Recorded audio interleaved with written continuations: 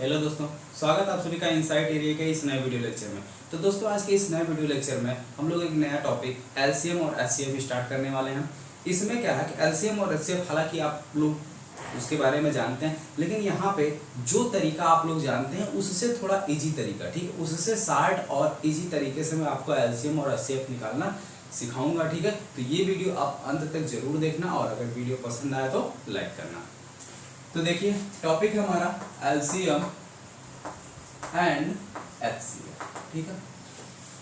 तो अभी तक जो नॉर्मल हम लोग जानते हैं एलसीएम क्या होता है, यानी least common multiple, least common multiple, ठीक है। मल्टीपल का मतलब होता है गुणनखंड,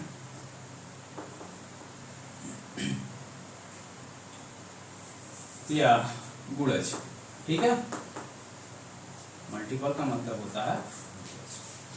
दूसरा है आपका एचसीएफ। अब लिस्ट का मतलब होता है सबसे छोटा और कॉमन का मतलब है जो भी आपकी संख्याएं दी गई हैं उन सब में जो कॉमन हो, ठीक है। एचसीएफ क्या है? हाईएस्ट कॉमन फैक्टर,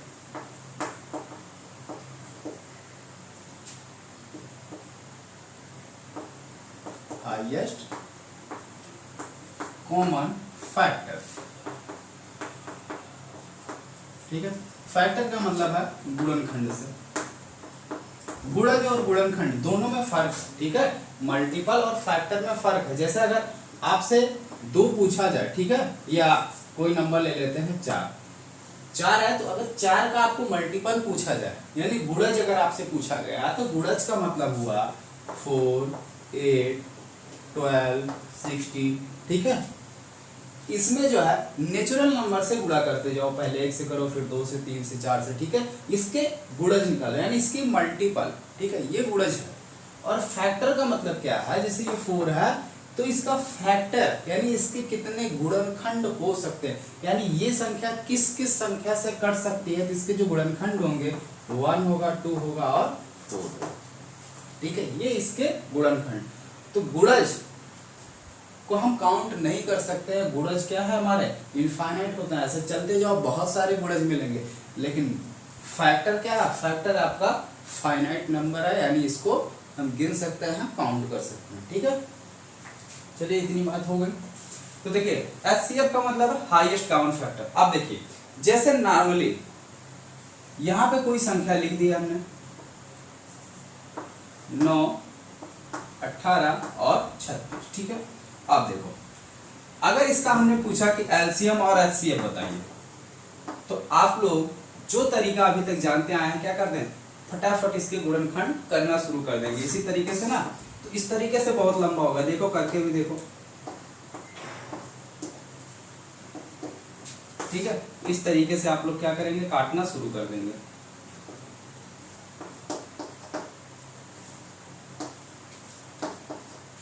फिर ये 2 से कटेगा, ठीक है। अब कितना हुआ, 3 त्रिका 9 और 9 चौक 36, तो इसका एलसीएम कितना आया 36, ठीक है।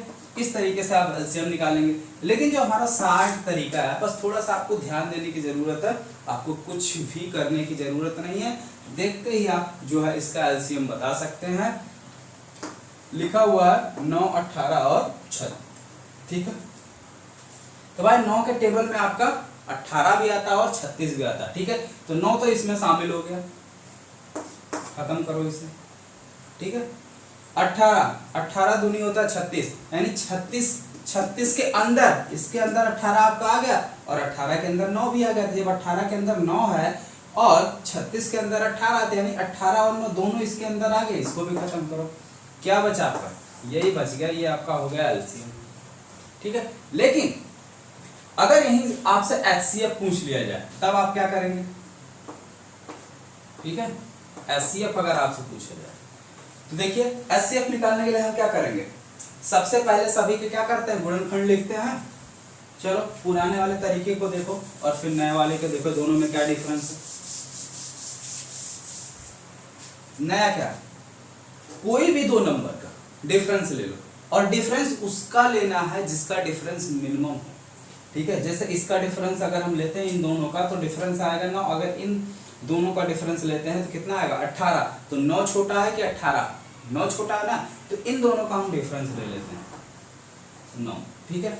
अब जो डिफरेंस आया मैक्सिमम केसेस में डिफरेंस ही हमारा एचसीएफ होता है, लेकिन अगर डिफरेंस एचसीएफ नहीं है तो डिफरेंस के क्या देख लेते हैं, गुणनखंड को, डिफरेंस का फैक्टर कर लेते हैं, डिफरेंस के फैक्टर में से कोई ना कोई जो है आपका एचसीएफ मिल ही जाता है। जैसे डिफरेंस दोनों का आ गया, इन दोनों का डिफरेंस कितना है 9, 9 से काट के देखो सारी संख्याएं कट जाएंगी, ठीक है। तो आपका एचसीएफ हो गया 9, ठीक है। अब जैसे एक दूसरा नंबर ले लेते हैं 12, 20, 40, ठीक है, 12, 20, 40। अब इन दोनों का डिफरेंस लेंगे तो 20 आएगा, इन दोनों का डिफरेंस लेंगे तो 8 आएगा, ठीक है। तो सबसे छोटा 8 है। अब क्या 8 इसका एचसीएफ है? हमने कहा मैक्सिमम केसेस में जो डिफरेंस आता है मिनिमम वही हमारा होता है एचसीएफ, लेकिन यहाँ पे डिफरेंस तो आया 8, लेकिन ये आपका एचसीएफ नहीं बन रहा क्योंकि 8 से ना तो आपका ये कटेगा, केवल यही संख्या एक कट रही है, ठीक है। तो हम क्या करते हैं, इसके फैक्टर को देख लेते हैं। इसका फैक्टर कितना होगा, 4 और 2, 4 दूनी 8 होता है ना, तो भाई 4 से देखो ये भी कट रहा है, ये भी कट रहा है, ये भी कट रहा है, सब कट रहा है, तो इसका जो है एचसीएफ क्या हो गया 4 हो गया, ठीक है। इसका एचसीएफ क्या आ गया 4 आ गया। अब बताइए ये तरीका आपको आसान लग रहा है या जो अभी बताने जा रहे हैं जो आप लोग पहले से जानते आए हैं, जैसे ये था 9, 18, 36, ठीक है। तो इसके हमें क्या करना है, एचसीएफ निकालना है। तो एचसीएफ निकालने के लिए हम सबसे पहले क्या करते हैं, सबका फैक्टर लिखते हैं। तो फैक्टर इसका लिखना है हमने, कितना 1 आया, 3 आया और 9, इसका फैक्टर हो गया। इसका कितना होगा फैक्टर, 1 होगा, 3 होगा, उसके बाद 6 होगा, उसके बाद 9 होगा, उसके बाद 18 होगा। इसका फैक्टर, इसके फैक्टर कौन कौन से हैं, 1 होगा, 2 होगा, ठीक है, 3 होगा, फिर 4 होगा, फिर 5 नहीं होगा, 6 होगा, फिर 9 होगा, फिर 9 के बाद 12 होगा, 12 के बाद 18 होगा, ठीक है। 18 के बाद सीधे होगा 36, ठीक है। तो ये इसके क्या होगा, फैक्टर हो गए, ये इसके फैक्टर है। अब एचसीएफ निकालना है यानी हाईएस्ट, ठीक है। एचसीएफ निकालना है ना, तो एचसीएफ का मतलब होता है हाईएस्ट। अब देखेंगे इसमें सबसे हाईएस्ट कॉमन फैक्टर कौन, इसमें का तो हाईएस्ट 9 ही है, तो ये 9 इसमें भी मिल रहा और ये 9 इसमें भी मिल रहा, ठीक है। तो इसका एचसीएफ क्या आ गया 9 आ गया, और ये आपके डिफरेंस भी आया था 9, ठीक है। तो आई थिंक हमको तो ये इजी लग रहा, हम आगे जो भी क्वेश्चन सॉल्व करेंगे इसी तरीके से करेंगे। आप लोगों को जो इजी लगे, चाहे आप लोग बेसिक मेथड से जाएं या फिर इससे जाएं, ठीक है। हाँ एक चीज और है, एलसीएम। यहाँ पे हमको क्या सीखने को मिलता है कि जैसे मान लो कोई नंबर हमने लिख दिया एक्स वाई जेड, तो एक्स वाई जेड का एलसीएम क्या होता है, तो एक्स वाई जेड का एलसीएम एक ऐसी सबसे छोटी संख्या होती है जो क्या होती है, इससे भी कट जाए, इससे भी और इससे भी। यानी एलसीएम से हमको एक बेसिक कॉन्सेप्ट ये मिल रहा है कि इन तीनों, ठीक है, सबसे छोटी संख्या, छोटी से छोटी वह संख्या जो एक्स वाई और जेड से भाग करने पर या विभाजित करने पर पूरी तरीके से कट जाए या पूरी तरीके से विभाजित हो जाए, वो हमारा क्या नंबर कहलाता है, एलसीएम, ठीक है। अब जैसे मान लो हमने एक नंबर ले लिया एक्स वाई जेड, ठीक है। तो ये एक्स वाई जेड एक छोटा ऐसा नंबर है जिसको हम एक्स से भाग करेंगे तो भी पूरा कट जाएगा, वाई से भाग करेंगे तो भी कट जाएगा, और जेड से करेंगे तो भी कट जाएगा। जैसे एग्जांपल के तौर पे यहाँ हमने ले लिया, ठीक है, ये ले लिया। अब इन सब में कोई एक ऐसा कॉमन नंबर सबसे छोटा जो इन तीनों से भाग करने पर कट जाए, तो इन तीनों से भाग करने पर जो कटने वाला आपका नंबर है वो है 120, ठीक है। 60 कटेगा नहीं, 60 नहीं कटेगा, 120। तो 120 एक ऐसी छोटी संख्या है जो 12 से भाग दे रहे हैं तो भी आपका कट जा रहा, 20 से भाग दे रहे हैं तो भी कट जा रहा, और इससे भाग कर रहे हैं 40 से भाग कर रहे हैं तो भी आपका कट जा रहा है।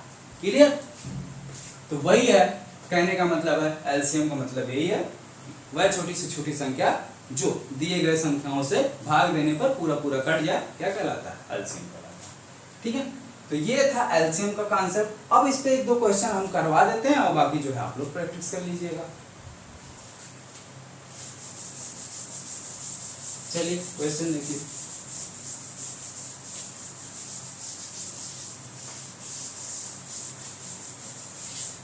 बस बेसिक को समझो, बाकी क्वेश्चन चाहे जैसे भी घुमाएगा आप लोग कर ही ले जाओगे। अगर बेस आप लोग इतना स्ट्रांग बना लेते हैं फिर एग्जाम में क्वेश्चन चाहे जितना घुमाएगा आप लोग आसानी से कर ले जाएंगे। लेकिन अगर बेस को आप लोग क्लियर नहीं करेंगे या बेस में अगर आपको कोई डाउट है तो फिर एग्जाम में अगर पढ़ा पढ़ाया क्वेश्चन आ गया तब तो अच्छी बात है, बोलोगे सर जी बहुत बढ़िया पढ़ाए थे। लेकिन मान लो अगर पढ़ाया हुआ क्वेश्चन नहीं आता है, थोड़ा सा पैटर्न घुमा देता है और आपका बेस क्लियर नहीं, तो आपको दिक्कत होगी। इसीलिए मैं कहता हूँ कि क्वेश्चन को रटने की कोशिश नहीं, बस चीज़ों को जो हम समझाना चाहते हैं बस उस कॉन्सेप्ट को आप समझिए, अपने बेस को क्लियर करिए। बाकी क्वेश्चन चाहे जो भी आए वो मैटर नहीं करता, आप खटाक से सॉल्व कर जाओगे। जैसे देखो क्वेश्चन है कि एलसीएम और एचसीएफ का सम ज्ञात कीजिए। ठीक है, लघुत्तम समापवर्तक और महत्तम समापवर्तक का योग ज्ञात कीजिए। तो एलसीएम एंड एचसीएफ का योग ज्ञात कीजिए। योग का मतलब समझते हैं ना, जोड़। ठीक है, एडिशन निकालना या योगफल। तो जैसे नंबर लिख दिया गया 4 12 80, 4 12 80। ठीक है, तो अब इसका पहले हम क्या निकाल लेते हैं? एलसीएम फिर एचसीएफ। तो एचसीएफ अगर हमें निकालना हो तो क्या ट्रिक है हमारा एचसीएफ निकालने के लिए कि दोनों में देखते हैं कि सबसे छोटा डिफरेंस किसका। इन दोनों का डिफरेंस अगर हम देखें तो 6 आ रहा है कि नहीं आ रहा? इन दोनों का डिफरेंस अगर देखें तो कितना आ रहा है? 6। और इन दोनों का डिफरेंस देखें तो 8 आ रहा है। तो सबसे छोटा डिफरेंस तो हो गया इसी का भैया 6। अब 6 से ये दोनों संख्याएं तो कट जा रही हैं लेकिन ये नहीं कट रहा, तो ये तो एचसीएफ हो नहीं सकता। एचसीएफ का मतलब क्या? ऐसा हाईएस्ट कॉमन फैक्टर जो जिससे हम सभी संख्याओं को काटें तो पूरा पूरा कट जाए। तो अब क्या करो, इसके क्या कर लो? फैक्टर निकाल लो, इसका गुणनखंड निकालो। इसका फैक्टर कितना होगा? 2 गुणे 3, 2 तिहाई 6। ठीक है, अब 3 से देख रहे हैं, 3 से भी ये तीनों नहीं कट रहे हैं। किससे कट रहे हैं? 2 से। तो हमारा एचसीएफ क्या हो गया? 2। ठीक है, एचसीएफ निकालना सीख गए। अब देखें एलसीएम निकाल लेते हैं। एलसीएम 4 तिहाई 12। ठीक है, यानी 12 में आपका 4 शामिल है, हटा दो। 12 में आपका 4 क्या था? शामिल था, हटा दिया गया। अब भाई 3 नंबर से हमारे पास आ गए 2 नंबर। अब 2 नंबर का एलसीएम निकालना हम आसानी से सीख सकते हैं। तो अब देखो इन दोनों में ये नंबर इसमें है नहीं है, तो इस नंबर को काट दो। किससे कटेगा? अगर इस नंबर को हम 6 से काटें, किससे? 6 से काटें तो कितनी बार ये जाएगा? जिससे काट रहे हैं वो चीज लिख सकते हैं। ठीक है, जिससे काट रहे हो वो चीज लिखना है हर हाल में। तो कितनी बार गया? 2 बार। तो यहाँ लिखोगे 2। कितनी बार गया? 3 बार। ठीक है, क्लियर? अब देखो जो हमारा नंबर आया है, ठीक है, काटने के बाद जो नंबर आया है उसको ध्यान से देखते हैं। ये दोनों और किसी संख्या से कट सकते हैं? नहीं कट सकते ना। तो जिससे काट रहे हैं उसको नहीं देखेंगे। ठीक है, एक बार हमने जिससे काट लिया उसको नहीं देखेंगे, जो आया है काटने के बाद उसको देखेंगे। 2 और 3 ये तो प्राइम है। ठीक है, अभाज्य किसी भी संख्या से कट नहीं सकती, तो अब सीधे तीनों को गुणा कर लो। अगर ये किसी संख्या से और कट रही होती तो हम उस संख्या से भी इसको काट के फिर गुणा कर लेते। ठीक है, तो अब ये किसी भी संख्या से कट नहीं रही। अभी जैसे उस पर हम एक एग्जांपल और करवा रहे हैं कि इसके बाद भी आप किसी नंबर से इसको काट सकते हैं। ठीक है, तो अब इन तीनों का गुणा कर लो। कितना आ गया? 6 गुणे 2 गुणे 3। तो 6 दूनी 12, 3 36। ठीक है, तो आपका एलसीएम कितना हो गया? 36। तो एलसीएम प्लस एचसीएफ दोनों का योग निकालना है। तो एलसीएम प्लस एचसीएफ कितना आ गया? 36 प्लस 2 कितना आ गया? 8। ठीक है, तो ये आपका करेक्ट आंसर हो गया। क्लियर हो गया?